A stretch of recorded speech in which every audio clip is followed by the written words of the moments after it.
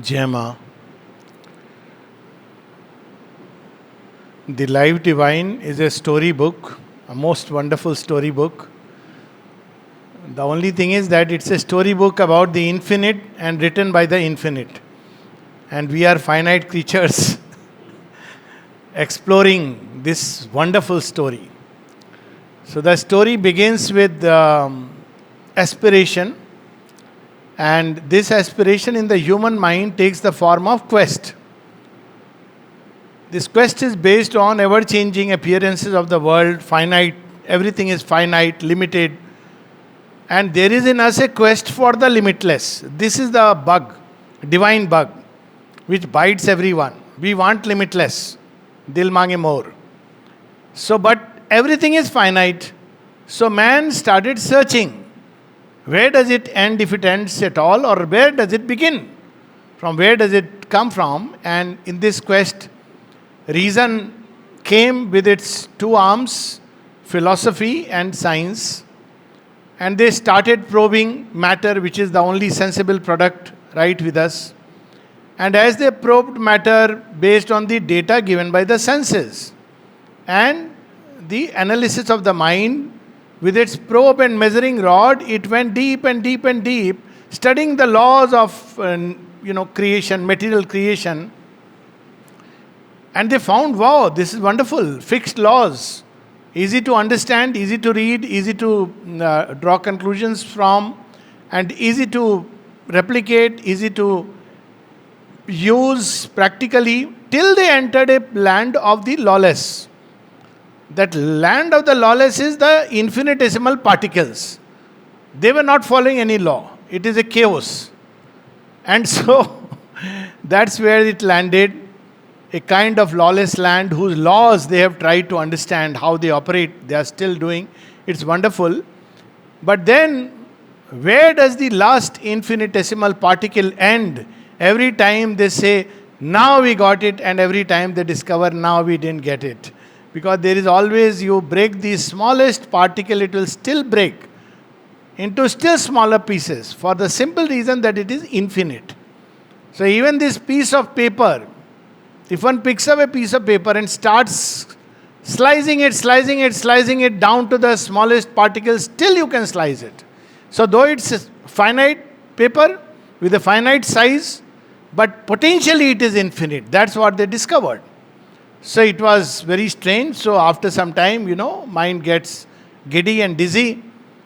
So they said, that's an unknowable. Let's not bother about it. Let's bother about this, that we can handle. So it's an infinite void or a void. Some call it infinite, some say void. Either ways, and that's where they have stopped. But they are seeing that space, time, everything is expanding, unrolling, etc., etc. Philosophy also proceeds on its own basis, in its own way, and it reaches the doors of the unknowable because its instrument is reason. Yoga takes a very bold leap. It proceeds on the basis of faith and intuition. It says, why should I use only reason? So there is a faith that there is a divine reality, not divine, well, there is a reality, a source. Even an intuitive logic tells us that there has to be a source, an origin from which everything has emerged. So they picked up this faith and intuition, and by the power of concentration, they started at another end, not with matter, but with mind. Where does the mind come from? So they started moving in another direction in their quest. And as they went further and further and further, they discovered that mind itself is a world, or world beyond worlds, subtle worlds. They discovered, because mind is a subtle substance. Now, we are on the verge of discovering. But then they discovered, and they went to the farthest layer of the mind, and there they discovered, they discover two sides of one reality. If they went one way, they discovered Nirgun. There is a land where it's not just formless, but without qualities, without anything. And then the Sagun, where there are the home of all the qualities. What is beyond it? Quite naturally. So when they tried to go beyond it, it's the absolute of which We may say nothing in this world, nothing which is beyond, nothing can describe it, so it is neti neti. But equally they discovered that that absolute reality is in everything, everywhere, everything has come out of it, is sustained by it, dwells within it, is supported by it. So we can equally say iti iti. It is this, it is this, it is this. So that's where they also stopped at the doors of the unknowable. Why? Because if you enter into that domain, mind cannot enter. Mind is finite. So mind has reached a point where it cannot enter. That's the story of Ken Upanishad, where when Indra chases the infinite and the eternal, ultimately he cannot find, it disappears. Then Uma Himvati, the Divine Mother, comes and says, you know what? You can't find him. It is the eternal who had manifested himself. That story is wonderful. I think I've shared it number of times, so mind cannot reach it. So mind came back with this report. You know what? There is a reality, absolute, ineffable. We cannot describe it. We cannot speak about it. Speech cannot enter. Thought cannot reach. This is the language they have used. But you can enter into it. But if you enter, you can't come back. That there was a hurried glimpse. This is tremendous. If you get into it, you cannot come back. And that's what Sri Ramakrishna says. That if you enter into that, walk that edge, haha kore, gire pode, gone. You can't come back to say anything. And there is another description in one of the Upanishads. When you reach that point, what do you say? You are beyond. It's beyond expression. So you say ha ha hoo. That's how it describes. It's beyond any description. Someone has to go inside, but the moment you go, as Kabir says, everything is burnt off. You just can't go. It's the door. So some yogis have lingered at that door. They have helped mankind that look here, this is our discovery. Like scientists speak of their discovery. You want to come? We can help you come. But after their work is over, they enter into that, never to return. But one returned. One returned. We know the story of Sri Aurobindo, that Bama Khipa, the great yogi of now Bangladesh. So when his disciple asked him, we have heard about Sri Aurobindo, he is engaged in a great yoga. Can you tell us something about him? So he says, बिष्ठा मुख में रखने वाला तू सुनना चाहता है उनका नाम. Your mouth is full of dirt and you are uttering his name, Sri Aurobindo's name. I have seen him go beyond the gates of the sun, from where none returns. He has seen him actually. And he doesn't know how he has come back. And then Sri Aurobindo was asked about this in evening talks. He says, yes, he saw me pass. He didn't see me come back. So let's understand that though Sri Aurobindo is speaking in rational terms for our satisfaction, Sri Aurobindo is saying pure, everything is based on his realizations. So it's not like a intellectual logical exercise that he's engaged in. So what is it that he has discovered? Going there where none has gone. People have lingered on the gates, beyond it's the absolute. And Sri Aurobindo writes very beautifully, they saw the light, tremendous light, Jyotir Brahman. So it was like it is featureless. There is nothing except that tremendous light. That's how it is described. Satyam, Anantam, Jnanam, Jyotir Brahman. That's how they have described with these terms. But Sri Aurobindo says something very interesting. This infinite light is not a blankness. There is someone hiding there. See, that's how Divine Mother he describes. Someone came infinite and absolute. So he went and he discovers. So what are the discoveries? He states to us. First discovery is the same discovery which the Vedic rishis made, the rishis of the Upanishad, that there is indeed a fundamental reality. That reality is absolute, and that reality is in everything. That reality is outside, that reality is above, below. Like if you ask somebody living in the sea, tell me about the sea. So what will he say? Within me, sea is there. Above me, sea is there. Outside me, sea is there. Below me, sea is there. All around, sea is there. But don't ask me about the sea. I cannot describe the sea. Tade jati, tanne jati, tad dure, tadvantike. So he says that yes, this is true. So that reality is called as Brahman. Brahman is the name given to that ultimate reality, which is beyond, which is in cosmos, which is in every element of creation, all around. There is nothing else except Brahman. Then what are these finite forms? Well, it is Maya which comes in, builds names and forms for the Brahman to enter into them. Now, how does Maya come? There are two. The ancient Vedic rishis accepted that this is the Maya of Brahman. But they could not know the purpose. Why she is, they guessed it or sort of surmised it intuitively, but they did not finally, they had these hints, intuitive sense, why these forms and names. But in the later yoga, especially in the times of the Upanishads, it got lost. Vedic yoga is integral, Vedas. But in the Upanishad, meditation, inner self, and go back to Brahman, form and name are a delusion, illusion. All this came later on. This is not original Vedic Rishis yoga. This is the Vedanta, which is much more prominent, easy to handle, easy to understand. So in Vedanta, it's like forms and names are there, Maya, but we don't know. We don't care about how Maya came into existence. But it is an illusion maker because forms and names. Reality is the Brahman, which is the indwelling universal. Why are you bothered why forms and names came into existence? So it was like, if a student asks too many questions, why are you asking such questions? Be focused on what is given in the textbook and the class. So ultimately, this remained buried in the human depths, and people found the road to liberation.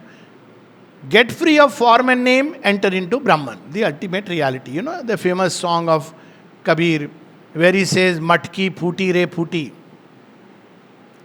Main paniya bharang se chuti re. So he says that, I am so happy that my matki is the physical. So he says, ki, why you are afraid of death?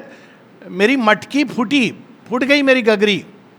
And the good part is, he says, that मैं पनिया भरन से छूटी रहे, मतलब I don't have to come back to life and fetch water again and again. This became the standard thought that, well, this is Maya, illusion, delusion, get rid of it. Okay. Obviously unanswered questions. This Brahman reveals to that query as the self of all things, essence. Bulla ke jana mein kaun. He says, ki I am in everything. So it reveals itself as an essence. So that's where it is the self. It is the individual self, cosmic self, everywhere. Self of all creatures. But it's one. So there is nothing like an individual self, is because you are closed in that gagri. You think this is mine, but actually there is nothing like an individual self. So Advaita Vedanta discards in the last analysis that there is anything like an individual self. Though there are schools of Vedanta, we will not go into it, Dvaita Advaita and Dvaitvad and Visishta Advaita, but we will not go in. But ultimately they end up with wave and the ocean analogy and all that. So we will not enter into that. Then another way that the same reality reveals itself, not just as the Atman of everything and every creature, but it reveals itself in the duality of Purusha and Prakriti. So Mr. Purusha is the one who stands behind as the cosmic being, and all nature is somewhere, somehow again. His mechanical movement which is going on, God knows since when, or perhaps he too wouldn't know because there is no God in Sankhya. It's going on and on and on and on.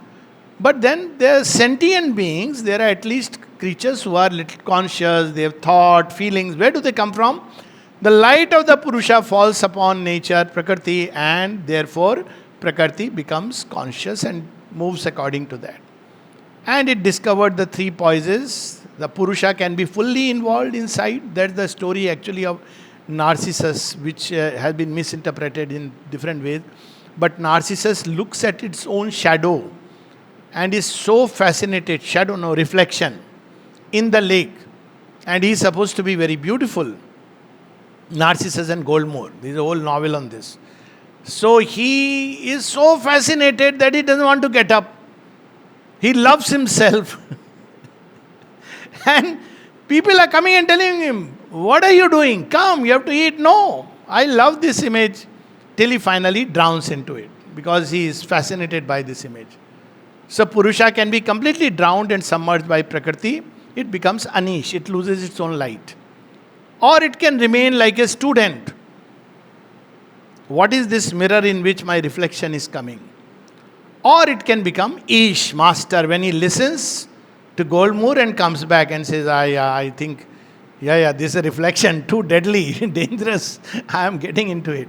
So these are the three poises of the Purusha and Prakriti, three kinds of relation, Sri Aurobindo says, of great pragmatic importance. Because if we don't learn to step back and adopt a witness attitude, then we will forever remain submerged by Prakriti. Forever means there is a mechanism, but that's later on. We'll remain submerged and we'll think this is me. This body is myself. This degree, qualification, people who carry that, what is it called? Visiting card. So we have a story of somebody sent to Anandamayi Ma visiting card through her secretary. So there were too many degrees written there, MBBS, MD, MLit, DLit, God knows all the things, FRCP, MRCP. So he couldn't read so many things. He says, Ma, ye koi vidwan aaya hai, mille. Too many degrees, so he is a vidwan. So her remark was, avidya ki nagri mein vidwan kahan se aa gaya? Who is this man of knowledge in this city of ignorance? But that's the identification. I am a doctor, I am a philosopher, I am a nobody, I am a useless person. These are all tamo gun se identity, then I am nobody, worthless, useless. Rajo gun, I am somebody. Sattva gun, perhaps I am something or somebody, but others are also, have to. So this is how one moves in that cycle.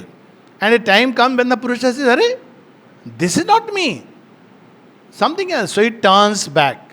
Then he becomes free. And then he becomes these, till he is there, till it can become a sanctioner of nature, Anumanta. This has been known. Sri Aurobindo confirms these experiences because he has had them. He says, yes, this is true, but it doesn't solve the riddle of the individual purpose of creation. What is Maya doing? All this remains unanswered. And here he comes after entering into the absolute, the transcendent. He reports to us. See, he is a journalist reporting, but divine journalist. He says, you know what? There is beyond these two, the Ishvara and his Shakti. And within Ishvara and Shakti, Nirgun and Sagun Brahma, Purusha and Prakriti, all of them find their ultimate there. That is also Brahman, if we take the ultimate way that Brahman is everything everywhere. But it takes the poise of Ishvara and Shakti. This is Shri Krishna's discovery where he hints that my para Prakriti, I am the womb of all creatures. Visargaha, creation is a release. All these are wonderful terms. So he discovers Ishvara and Shakti, and there he discovers the secret of creation. So creation is not just an imposition by Maya, somehow it has come into being, we are trapped, it's a delusion, illusion. We are all portions of the absolute infinite one as the Ishvara and Shakti. We are their children. And it is Shakti who has become, who takes the aspect of Maya. It is Shakti who takes the aspect of Prakriti. Where does Prakriti get her power from? But in Prakriti, it limits itself. It's like a person who has maybe any amount of wealth. So he will give only a limited portion based on your requirement. So around this Prakriti, which is called as Apara Prakriti, the lower nature, the nature of ignorance in which we are caught with a purpose, that's the journey. Around it is Aditi. So this is Diti, the division, the nature of division and ignorance. Around it is Aditi, the indivisible, infinite consciousness. She presses on Prakriti and gives only that much that the creatures need. She provides for everybody. It's a tremendous conclusion comes here. So if I just want only roti kapda makan, maybe with bibi bacha dukan, that's all we will get. We may curse God, you are infinite but you are not giving me endless power. No. Your knowledge and capacity will be limited and limited delight. Because that's my requirement. So she will provide that much. But a time comes through the cycle of rebirth that we begin to start sensing the warmth of the Aditi, the infinite mother. Just like a tree emerges from the seed and starts stepping out. And we develop a thirst for the infinite. For infinite love, for infinite bliss, for infinite knowledge, for infinite peace. And that's the time that the doors begin to open of infinite knowledge pouring upon us in radiant streams. Now see, the journey of aspiration, quest of mind ultimately takes that route. The door opens and there is the outpouring of infinite knowledge. And that is the knowledge by which all can be known. Just imagine, that's the knowledge. There is a pouring in of infinite power. There is a pouring in of infinite delight. There is only one last problem. That now the doors are open and now infinity is pouring itself. But are we ready to receive? Our instruments are made by lower nature. They are not capable. Brain breaks down. Trying to become supramental, we become inframental. So that is a problem. Now we understand how Sri Aurobindo's yoga so perfectly goes into it. So we have to, instruments of lower nature. First, the inner consciousness must be ready to receive through aspiration. If we aspire, then only. Otherwise, it's not automatic. It's not like just because, I come and start living here, automatically something will happen. Something will happen. Well, something is always happening. Doesn't matter. But if I aspire and surrender, instead of surrendering to my ego, I surrender to the Divine Mother, then there will be, a time will come when the door will open. And the inner consciousness begins to undergo a change. But inner being can receive, but the outer physical instrument are not capable. So the brain has to become ready. The heart has to become ready. The life force has to become ready and the very body has to become ready. So how they become ready? First it descends through the brain because this is where the seat of consciousness is. So simple way to make the brain ready is to read the Life Divine and Sri Aurobindo's writings. That's what Mother says, that it creates new brain cells for the understanding. So literally she says. So when we do that, the brain begins to, it's not about, how it will be helpful for me in everyday life. That's a pure utilitarian way. It doesn't work. By reading, my brain becomes ready to receive that light. It becomes supple, it becomes wide, straining, trying. Why did Sri Aurobindo write in a difficult language? Apparently, precisely to give the brain little exercise. We want kunji. Points. 1, 2, 3, 4. Somebody once told me, sir, ये talk ठीक है, आप थोड़ा bullet points में बना दीजिए. ऐसे नहीं होता ऐसे. नहीं कर सकता मैं. It's an ocean. It will pour and speak the way it wants to speak. I can't start putting, okay, paper लिख करके present कर दीजिए, ना वो भी नहीं होगा. These are mental exercises. So that's why scholarly wisdom has nothing to do with this outpouring. So that's where the brain has to become ready to receive. Heart has to become ready to receive. How will it receive? It lives in the sense of me and my family. No. It has to become wide, large. That's what is happening today, we see. How will life become ready if it's caught up in the trap of desires, which are desire for what? Small little things. If I get this, if I get that, if I get this food, if I get this dress, if I get this house, if I get this car, it becomes small. Desires limit us. Ambition limits us. So it has to come out of that and seek the divine. Through divine service, the life becomes ready. Why? Because we are at the service of the infinite. So life becomes vast and the divine power can pour into it. And eventually the body itself, again through service, begins to become ready for the change. This is the yoga of transformation. That means the individual, which according to Sankhya, there is multiple individualities, but they are again a kind of in nature, because nature is constantly moving, there is a sense of individuality. Eventually there is only one Purusha. Or if we take the Brahman and Maya, pure Advaita Vedanta, there is no individual. It's only a practical thing. As to say, then why you are seeking freedom? Who is seeking freedom? There is no individual. If you take Dvaita, Advaita, Visishta Dvaita, even there, individuality is only like the wave coming out of the sea for a moment, then it goes back. So ultimately, if you go deep within, same thing you take Buddhism. So now the question of questions is, if there is no real truth of mind, then who is doing the yoga? And why does one do the yoga?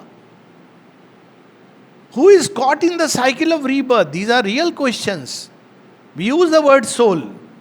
But if we go into its depths, it's all the sense of individual because of the play of the Maya. It keeps on moving from one form to another. What keeps on moving? We have that little portion and it keeps on moving. But actually, this portion is unfortunately trapped in the form. And it has to keep moving till one day this portion realizes, actually, there is no such thing as a separate portion. It is one with the Lord. Very nice, all. But there is a truth of spiritual individuality in the supramental, transcendent absolute. That's where our souls have come. We had read about this last time. But here we'll read this part of the Life Divine. Page 373. Here it becomes opportune to see how in this aspect of the reality, Ishvara and Shakti, this aspect, we must regard the relation we have discovered between the one and the many. In Vedanta, it is illusion that it feels it is separate, but in reality it is not separate. So the logic is get back into that. And when you get back into that, you discover I am that. That's it. End of the story.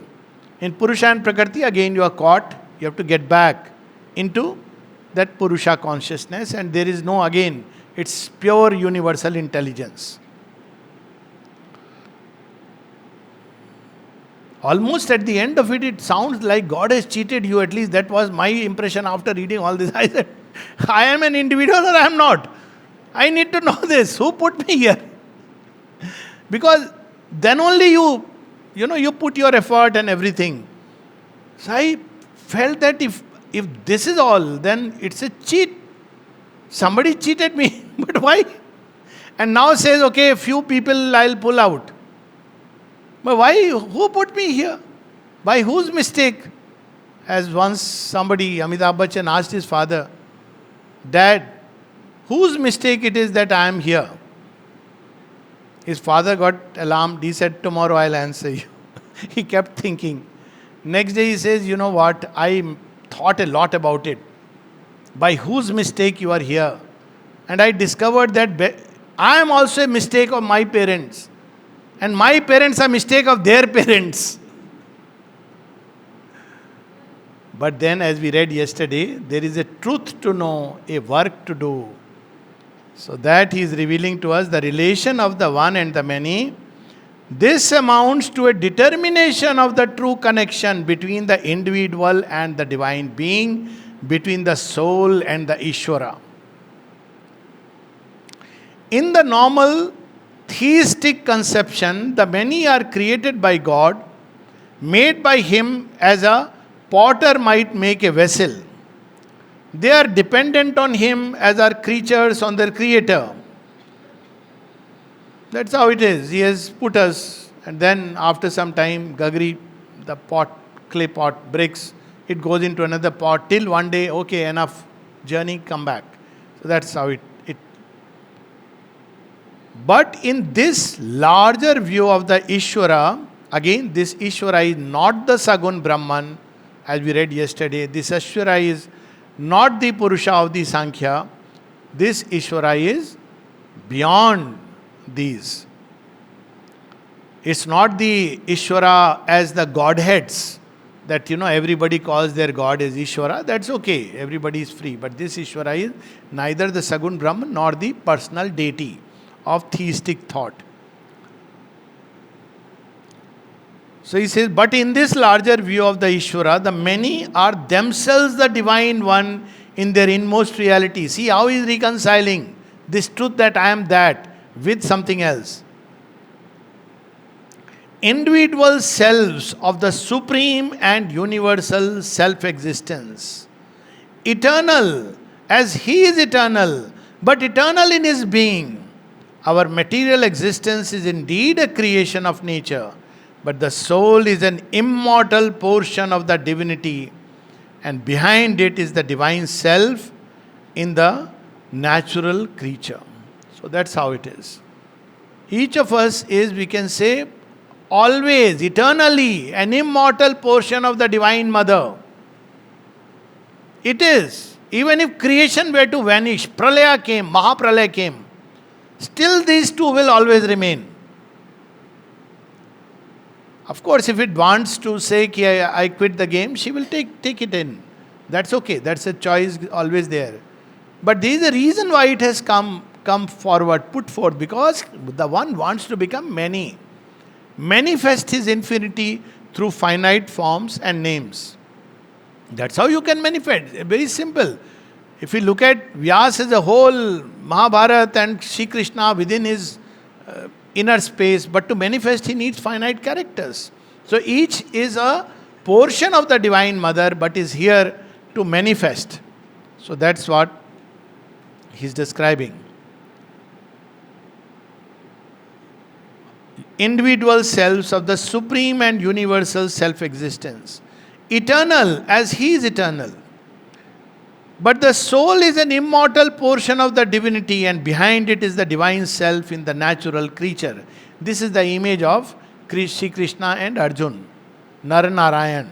So the Nar is in front, the instrumental, and Narayan is behind, always guiding together. This is the image. On Karma Yogi, the journal Sri Aurobindo brought out, one of the 4 journals. So always you will see the image of Shri Krishna and Arjun. This is the image of Nar, the in front, and Narayan. Together they conquer the battles. That's how the story is. And very interesting 2 stories are there with regard to it. That they have fought the wars. Imagine, Narayan, he can fight alone. There is a meaning. Why Nar and Narayan must come together and fight? And in Badrinath, there is a legend that there are 2 mountains, I am forgetting the name. One is Nar and the other is Narayan. And they say both are doing tapasya. And they are slowly inching closer. The day they meet, that day there will be the reign of truth upon earth. Just imagine, Nar and Narayan must become one, but without losing into each other. That's why, that's the beauty. That consciously the soul becomes the portion of the, knows itself as portion of the divine. Still, the one is the fundamental truth of existence. The many exist by the one. And there is therefore an entire dependence of the manifested being on the Ishvara. From there comes the logic of surrender. Because instead of, anyways, people who don't like this, that no, I don't want to depend. But you are depending on everybody. You go and buy something from shop, you are depending on that fellow. You are depending on the farmer who has made it, nothing, this inability to surrender is nothing but ego. But very difficult to, accept it. You're depending on everyone. You're depending on your wife to make a cup of tea. But when it comes to divine, no, I'll follow my way. It's nothing but arrogant ego. It doesn't require much to look into it. But in reality, the soul is always dependent on the Ishvara. They are together. But it has been brought forth for a purpose in the play. So to depend. In fact, Sri Aurobindo says, the soul, the individual soul goes to the Divine Mother in all its trouble and difficulties, and the Divine Mother wants it to be so that she can pour her heart of love on the creature. What gives a mother maximum joy? When the child comes and says, Mama, please make this dish which I love. But if he comes home and says, I am having Maggie. Mothers, poor mothers, they don't know. The child does not know. She is getting a great joy in doing all this. So this is where this togetherness exists. And Sri Aurobindo even says, just as the soul takes joy in the divine takes joy in the soul. We are his santan. It's not like he says, okay, come back, merge into me. I'll go, every soul should go back into that state of oneness. Then there was no need of creation. There is a joy in their relationship. And so much so that, there are stories there that whom does the divine meditate upon? And the answer he meditates upon is Bhakta. Sri Aurobindo says very close to that something in Synthesis of Yoga. Nothing is denied to the God lover, for he is indeed the self of the beloved. For the soul, he is the beloved. But ask the beloved, he'll say, he is myself. See, what a beautiful relation. Even to taste that relation is so joy. Delight multiplies. When you are alone, you may be very happy. But when there are two, the Upanishad says, ekaki na ramyate. When there are two, the joy is more. Unfortunately, at human level, it doesn't work for long. But that's why the creation came into existence, to take delight of multiplicity. So the one and the many. This dependence is concealed by the separative ignorance of the ego, which strives to exist in its own right. Although at every step, it is evidently dependent on the cosmic power. It doesn't like to call God. God gets too personal, close for comfort. Cosmic power is something impersonal, at the most. So, but it is dependent. If you look at it, our very breath is dependent on the cosmic power. We cannot breathe. Imagine if one day Pavan says that I am not going to flow, as he did when he got annoyed, Pavan Dev, when Hanuman is hit by the gods. He said, okay, I cease my work. All the gods are there. Creation stops. So our very breath, heartbeat, everything is dependent on that. So, but we don't admit that's the ignorant ego. Moved by it, a part of its cosmic being and action. The individual soul is a part of the cause, is moved by it. That's why Shri Krishna says, what does he speak about the individual soul? He says, Mama Evansha. And it's so powerful, this is invigorating. That each soul is my Ansha. That's the only card we should carry. What's your surname? We can't say Yadav because, some people say we are Krishna's Vanshaj. Why? Because we are Yadav. So you have to tell them, Krishna destroyed all the Yadavs before he went. Because he realized. But each soul is the Ansha of the... Each of us is a portion of the Divine Mother. What a beautiful knowledge this is. This effort of the ego is clearly a misprison, an erroneous reflection of the truth of the self-existence that is within us. This is the illusion we have to get rid of. But why it has been made, that Sri Aurobindo has described and will continue to describe. We will not go into that right now. We have touched upon it because we have to become ready. Otherwise, in the beginning, when it is just a little spark, we are not ready. So we have to take the challenges, take the effort. Like a mother sends the child to school, where he has to go through the challenges. People think that school is not, it's all digital knowledge, but school is not about information and knowledge you have everywhere now. School is about learning to interact, learning to grow. This is the beauty of school, where we grow organically in many ways. School is not just a classroom. So that's why the school of nature is allowed for the separative individuality, because you go to school, your mama, papa are not there. What do? You have to figure out. You may cry, some good teacher may tell you, but another equally good teacher may say, no, don't cry. You will become quiet. So basically through all this experience, it is to grow, bring out its own potential. But there are many more things ultimately why it is separative ego. At one place, mother says, man believes he is a separate ego, and he has succeeded in completely separating himself. From the divine side, there is no separation ever. But man has, by all his beliefs, there is no divine, it starts from there. Then there is divine, but all as Brahman, I can't connect. Then there are people who say, it is so difficult to find the divine. Actually, it is the easiest. Because he is the very stuff of our being. He is there in breath, flows in the nostril. He is there in the heartbeat. He is right there. But man has succeeded. You have to do a great inner journey before you can, reach. And now, the way philosophically we present supermind, so people say, oh my God, divine is too far. So you have to remind, but supermind is also in the heart. That's Sri Aurobindo's thing. That so he says, it is true that there is something in us, not in the ego, but in the self and inmost being, that surpasses cosmic nature and belongs to the transcendence. The psychic being belongs to the transcendence.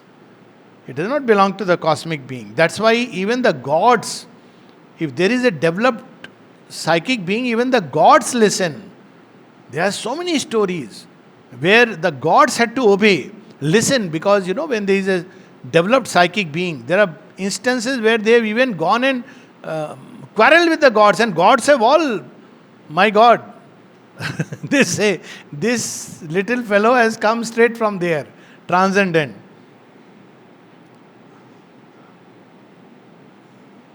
That surpasses cosmic nature and belongs to the transcendence.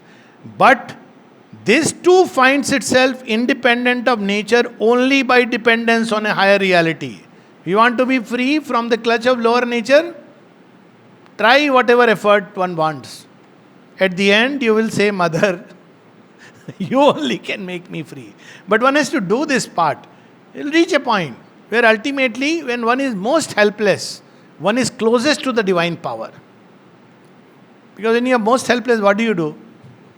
Mama, you have no choice. But then you do with that intensity because you know. So, it can only discover freedom from nature by its dependence on the Divine Mother, on a higher reality. That is philosophical language Sri Aurobindo is using. It is through self-giving or surrender of soul and nature to the Divine Being that we can attain to our highest self and supreme reality. For it is the Divine Being who is that highest self and that supreme reality, and we are self-existent and eternal only in His eternity and by His self-existence. Here comes the logic of surrender. Not just surrender, complete self-giving. The more we give, and we see letters of Sri Aurobindo, what technique method he is saying? He is saying, give yourself. The more completely you give, the faster you will go. Because the more, of course, preparing the instrument, then the divine power has to act, which will take time. It will start cleaning. That cleansing will be there, subconscious, but self-giving is the key. And the logic is this, because that's the relation that exists between the individual soul, which is an eternal portion, and the divine himself. It's always there, and it comes from the transcendent. It's not part of the cosmic creation. It's not part of creation of Maya. That he makes it very clear. This dependence is not contradictory of the identity, but is itself the door to the realization of the identity. So people will say, yes, yes, in the beginning you have to do this, but when you discover Soham Asmi, I am that, then this ceases. Sri Aurobindo is saying, no, they can be always together in a joyous fulfillment. This is a great Sayujya, Samipya, Salokya, Sadharma. These are the four muktis in Sri Aurobindo's yoga. Sayujya, individual soul is always in identity with the divine without losing itself. Salokya, that it is of the same status as the divine. Samipya, and that's why when such a soul says the divine's word is there, Tathastu. Samipya, it is always near to the divine. And Sadharma, its nature becomes the nature of the divine.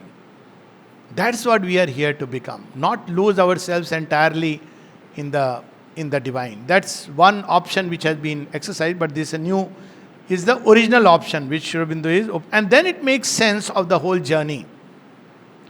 That while being always in a state of identity with the divine, yet without losing ourselves to become a manifesting channel for the divine works. So this dependence is not contradictory of the identity, but is itself the door to the realization of the identity. So that here again we meet that phenomena of duality expressing unity. Proceeding from unity and going back into unity, which is the constant secret and fundamental operation of the universe. It is this truth of the consciousness of the infinite that creates the possibility of all relations between the many and the one.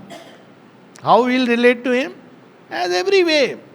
Sri Aurobindo speaks of it: discipleship to God the Master, sonship to God the Father, child of the Divine Mother, clasp of the hand of the friend and playmate, and the love of the paramour and beloved. All these relations. He says, and if you can realize in this human body, then you have the greatest delight which is denied even to the emancipation of the Advaitin. Because you have realized that delight in its manifold way. So it comes from there. All possible relation. Not only of Guru as in traditional yoga, but mother, father, friend, beloved. He even becomes a child of our desires, whom you nourish, nurture. You see when people, what? You said something about Sri Aurobindo. He is like a child. Something in you wakes up. And he enjoys it. Because that is also a relation. It is described in our literature. Only they don't say what is the reason why all this is there. And yet it does not annul. Okay. Among which the realization of oneness by the mind, so the mind grows full of the divine, the presence of oneness in the heart is full of the divine love, the existence of oneness in all the members is the highest peak, sadharma gati, this transformation. Divine in the blood, divine in the nerves, divine flowing through the breath, through heartbeat, divine beating in us, divine flowing in the limbs. Now see, divine in every cell, that is transformation. And Sri Aurobindo is hinting it here. That is why this creation has been made. So utter unity. And yet it does not annul, but confirms all the other personal relations and gives them their fullness, their complete delight, their entire significance. This too is the magic, but also the logic of the infinite. That's why our souls have come here. Not just for annulling, because it makes no sense of the journey. They've been brought forth because of the one becoming the many. The origin of our souls, our home is in the supermind. And from there it has entered into creation for a particular purpose. As a little spark, it grows from life to life, becomes a psychic being, a passenger from life to life, from scale to scale. It regards the icon growing by its gaze, and in the worm foresees the coming God. So that's it. We'll close with these two passages from Savitri. Originally, I had thought of one passage. Now the other has come. Just small little passages. Above the stretch and blaze of cosmic sight. It's about a soul finding its truth in the Ishvara and the Shakti, Divine Mother. And that's why Mother says that when you feel there is no longer any difference between Sri Aurobindo and myself, when you realize that oneness, that is the sign. To think of Sri Aurobindo is to think of me, and to think of me is to think of Sri Aurobindo. That is the sign that you are opening to the supramental consciousness. Why? Because this truth is only in the supermind. In the cosmos, there is Brahman and Maya, Purusha and Prakriti. But beyond this transcendence, there is always that one. Automatically, it is something which will happen. See, when you regard no difference, that is the time that you are, it's a sign that you are opening to the supramental. So, above the stretch and blaze of cosmic sight, above the silence of the wordless thought, formless creator of immortal forms, nameless, investitude with the name divine, transcending time's hours, transcending timelessness. Because this also they say, okay, all this is okay in time. But sir, there is timeless and eternal. So I ask a question, where did time begin? This is a nutty question. How do you say that time began here? You have to note a time. So time is there. So unmanifest and manifest are simply, he says, time and space are there as just within the one Sachidanand. And then time and space enter into a subjective space and time. So what is subjective space and time? As an author holds the entire book, its chapters in a nutshell within his mind space. So there will be a sequence. So there is the Trikaldarshi where it's called time eternity, where the entire unfolding is there. Sri Aurobindo speaks of it in records on yoga, and he writes it as T3. T3 is triple time vision. So, simultaneously, the past, the present, the future. Because in that state, the whole picture is there. That's where God can say, picture abhi baki hai dost. Because he knows that picture, he is the author. So in the author has known all this. Then there is the physical time space and other time space. So that's how it is. Because some people say all this is fine, but it's a play in time. But there is something beyond time, there is something beyond manifest. Well, manifest is, the unmanifest is bringing out what is there within it as a potential. But that we'll take up in detail in the next chapter. Next, in Mother's Birthday, 2026. The mighty mother sits in lucent calm and holds the eternal child upon her knees, attending the day when he shall speak to fate. So we have these two aspects. The central being always in the lap of the Divine Mother, and the psychic being struggling to emerge. And there will be a day when this emergence will be so complete. Speak to fate. What is fate here? That this is the truth you will discover one day. That we are part and parcel of the Divine Mother. We always have been. Though we forgot about it, we went through a long journey, but the Divine Mother never forgot, and that's our hope.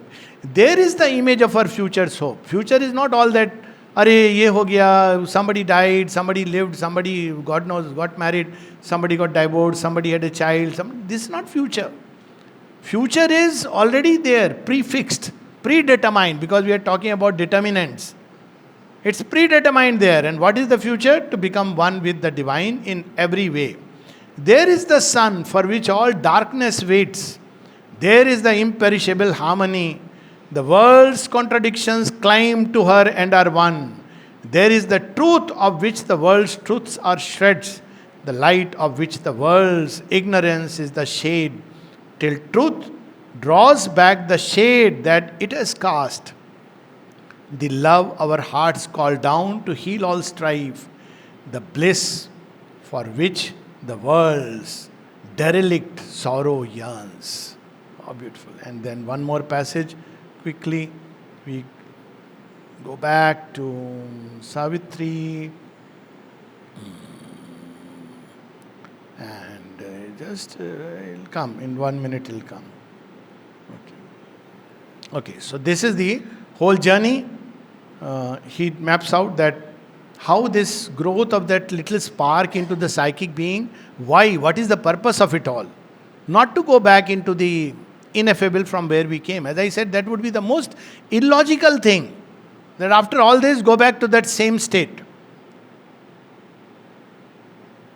The form deceives, the person is a mask. This is book 1, canto 3. Hid deep in man's celestial powers can dwell. His fragile ship conveys through the sea of years an incognito of the imperishable. Incognito is the soul within us. A spirit that is the flame of God abides, a fiery portion of the wonderful, artist of his own beauty and delight. Immortal in our mortal poverty. Just imagine. You have all the riches of the world. You have not found a soul. Poor fellow. That's the only time we can say poor fellow. But somebody who has found a soul, what will he say?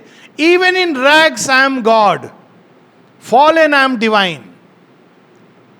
So, that's our story of rags to riches.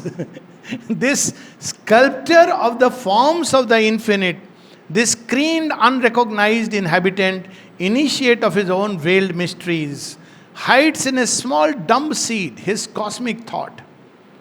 In the mute strength of the occult idea, determining predestined shape and act, the story is written. We are just living it out. So we are safe. Everybody is safe. Because the story is written by the mother already. We are just living out, unfolding. Passenger from life to life, from scale to scale, changing his image self from form to form, he regards the icon growing by his gaze, and in the worm foresees the coming God. Now what happens? That's the interesting part. At last the traveler in the paths of time arrives on the frontiers of eternity. And then, in the transient symbol of humanity draped, he feels his substance of undying self and loses his kinship to mortality. A beam of the eternal smites his heart, his thought stretches into infinitude. All in him turns to spirit vastnesses. His soul breaks out to join the oversoul. That's when there is the individual soul becomes a being one with the overmind, one with the gods. It becomes a god. It becomes a god among gods, a demigod, if you want to put it. It joins the oversoul. His life is oceaned by that super life. It is not destroying, annulling. He has drunk. Oh, this is a marvelous line. He has drunk from the breast of the mother of the worlds. What a privilege. He has drunk from the breast of the mother of the worlds. A topless supernature fills his frame. She adopts his spirit's everlasting ground as the security of her changing world and shapes the figure of her unborn might. So that's how the supramental manifests. Immortally, she conceives herself in him. In the creature, the unveiled creatrix works. Her face is seen through his face. Her eyes through his eyes. That's the physical body itself can. Her being is his through a vast identity. Again, there is no annulment, but fulfillment. This yoga is not for annulment, but for fulfillment. What is the fulfillment? A complete identity of soul and nature with God. Then is revealed in man the over divine, a static oneness and dynamic power. Descend in him, the integral Godhead's seals. His soul and body take that splendid stamp. Jai Ma. So we'll meet in February.